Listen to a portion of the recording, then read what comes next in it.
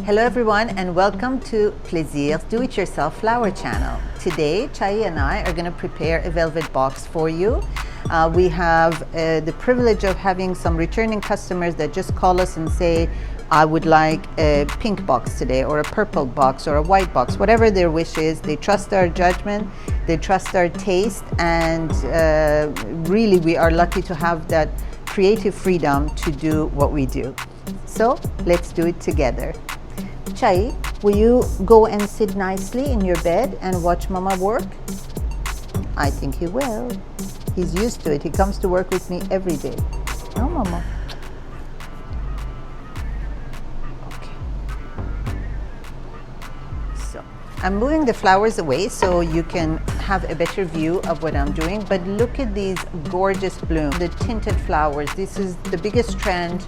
I mean, look at this anthurium. It's absolutely gorgeous, but we'll get to that soon. So as I mentioned earlier, this particular customer wanted everything all pink. Pink box, pink flowers. We've prepared some boxes here, which I'm gonna get out of the way so that you can see better, but just wanted to show you before I cut the cellophane.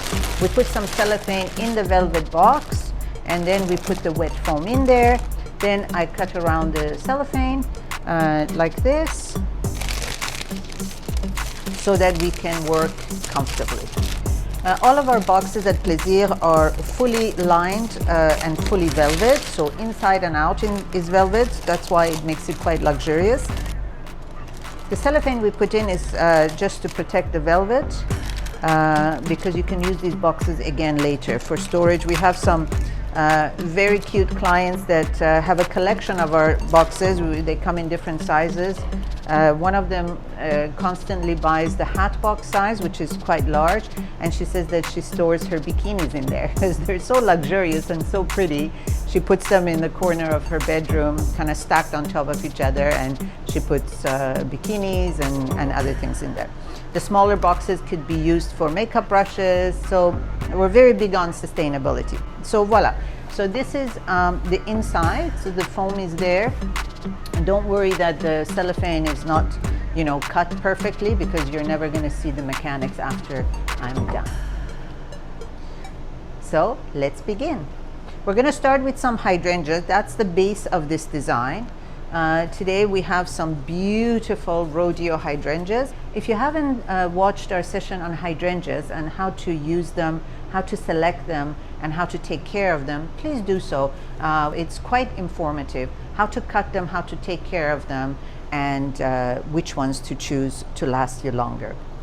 You see that I'm cutting them quite short. That's because I wanted to sit proportionately well in this box. So proportion of the box and your flower arrangement is extremely important. It makes a difference between a well-done box or someone who just put it together because they're just putting flowers in a box. There's a lot that goes in it, and we will do a whole segment on proportion and why it matters and what you need to consider when you're working with a vase, flowers in a vase at home, or when you're working with a box with foam.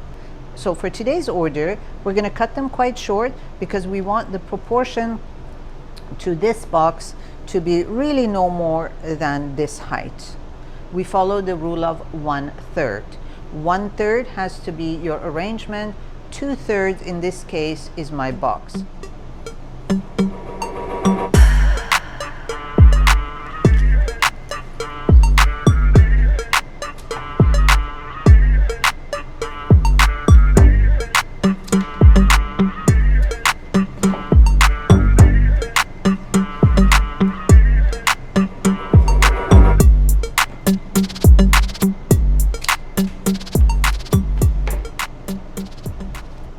Each hydrangea has a knuckle. Every stem has several knuckles. If you can see here, that's a knuckle, that's a knuckle, there's another one and another one. When you're cutting your hydrangea, make sure you always cut above the knuckles. The knuckles take a lot of water. So if you cut it just below, this one is going to drink a lot before it gets to the next one. So cut above the knuckle. And remember how to cut hydrangeas: on an angle, and again cross, angle, and cross. Yeah.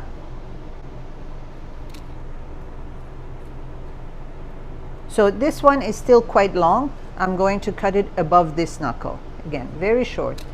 I know it's quite a shame for tall hydrangeas to be cut like this, but it's the nature of box work.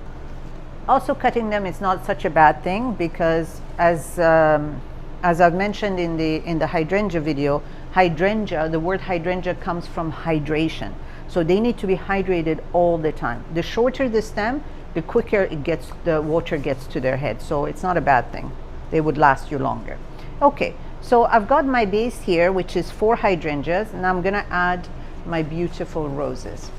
What I like to do with this arrangement is to do some rose flexing or rose manipulation.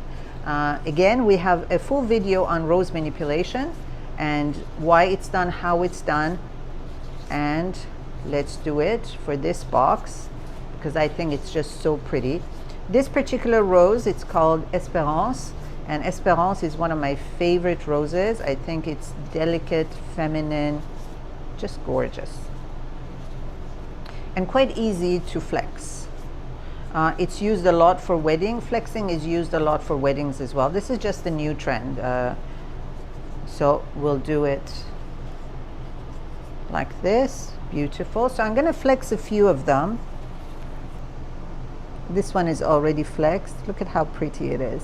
You can see the full rose. I'm going to flex a few of them and then place them in the box.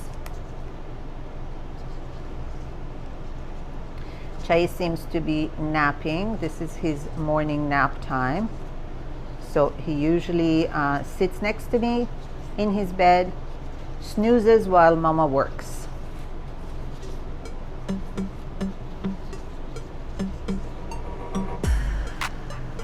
It's always a good idea when you're working with roses to have a bucket of water next to you, so that when you're finishing with your flexing, you don't just put them on the table.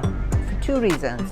Firstly, the obvious reason that they need to drink to stay fresh, and secondly, it bruises the petals when you put them on a surface. So always have them standing up in a bucket of water. I love flexing roses. It's so therapeutic. Look at how pretty that is. I love it. Okay, well, let's do a few more. These roses have been cleaned already, but when you receive roses from a grower, they always have the outer petal that needs to be cleaned and removed because those are the protective petals. So these little beauties travel in boxes on top of each other, and the protective layers are never removed until we receive them. So I'm going to remove a couple of these petals. Oh, I love this rose. Okay, so I'm ready to place these in my arrangement. And I've just put one in, and it's just so gorgeous because this rose is just gorgeous.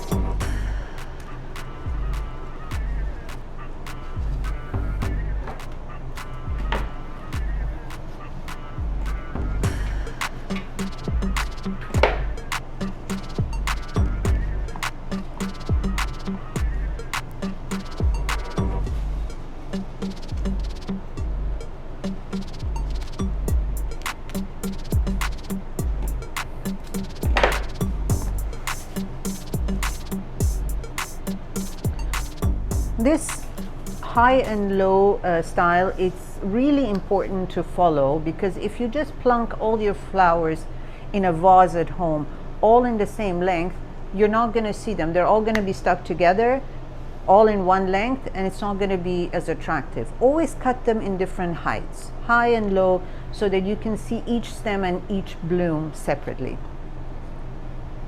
It's already starting to take shape, which I'm very pleased about.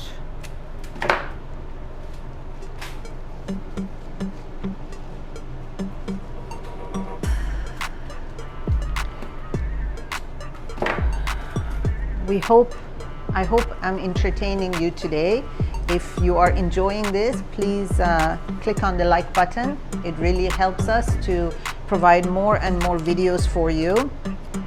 So pretty. If I may say so myself, I am in love with Espérance Rose. It's just, I mean, can you imagine receiving this for your birthday at home? What a nice friend, right?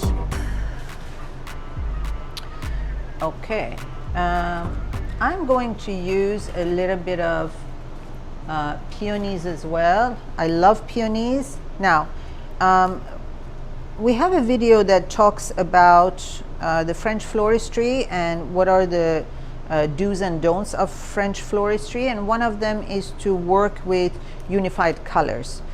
In this arrangement, as you can see, I'm using pink and I'm using different shades of pink. This is more like a purpley pink, and I'm gonna hold it against, and it just looks wonderful. Let's go in the center.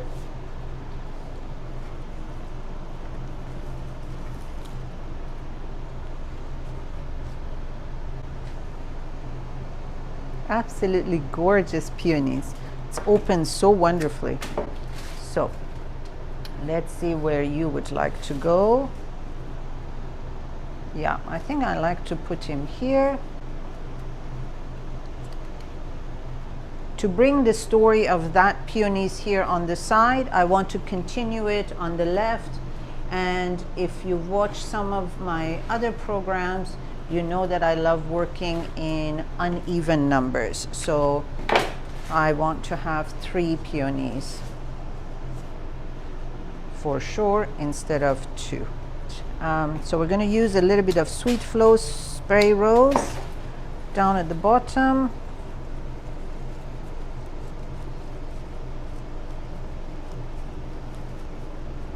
Just to cover the mechanics.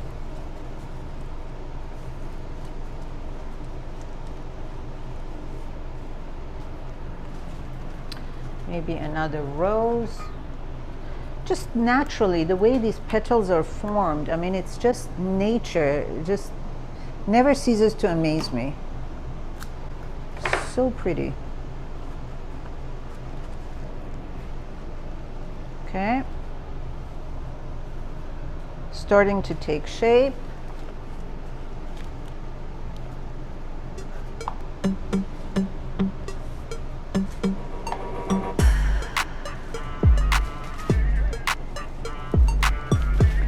If you're enjoying this video, click that like button if you're getting any value out of this program. Maybe you don't want to even do this at home. It's not the point of some of these videos. Sometimes we just love to entertain you while the chicken is in the oven and you're waiting for that buzzer before dinner is ready. Watch something pretty, look at us work, and we hope that we can provide that value to you. So,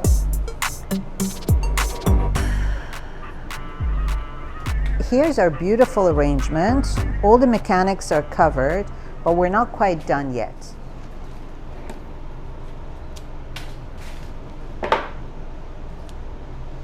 Look at this spray rose. The Sweet Flow, I just love it. All the petals, very unusual. We love buying Sweet Flow. It's not available all the time, but when it is available, I always like ordering it. It's just gorgeous. When you're doing box work, always remember that if you take a stem out of the foam, you cannot put it back in the same hole, because now you've created a hole and that hole is void of water. So if you put your stem, your rose or any other flowers you have in that same hole, they're not going to drink and they're going to die. So just find a little space on its left, on its right, front and back, and just put it in a brand new foam area where there is no hole. So in this, at this moment, I don't have much room in the front to use the foam, so I'm going to use an extender, and this gives my rose, my spray rose, some water, and I don't have to worry about where this is put in. Whether there's a hole or not hole or no hole, doesn't matter, because I'm sure that my rose is now drinking.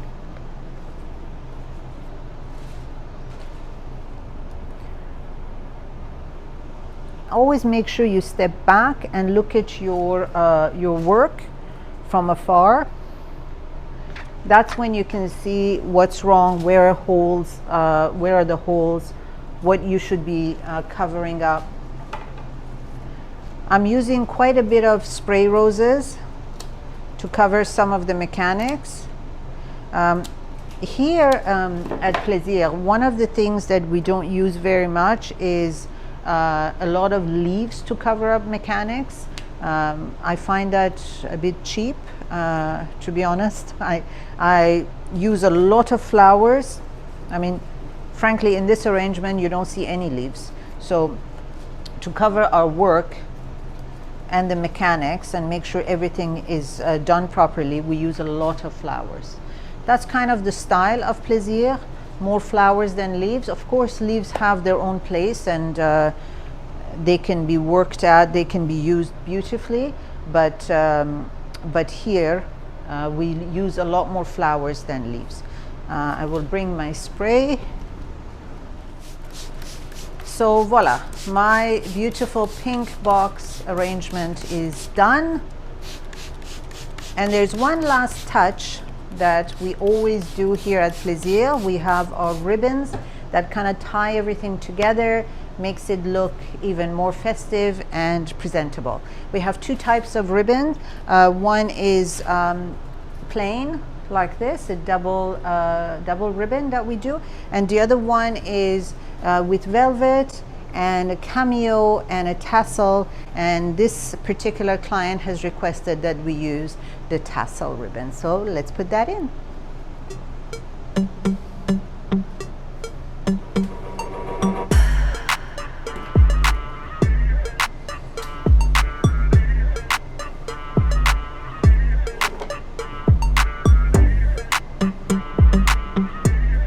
Ta-da! All done. We wish our client's friend a very happy birthday, and I hope she enjoys this. Even if it was just to entertain you until dinner is ready, we love having you with us. Thank you for giving us your time. Give us a like, and please subscribe for more beautiful arrangements coming up.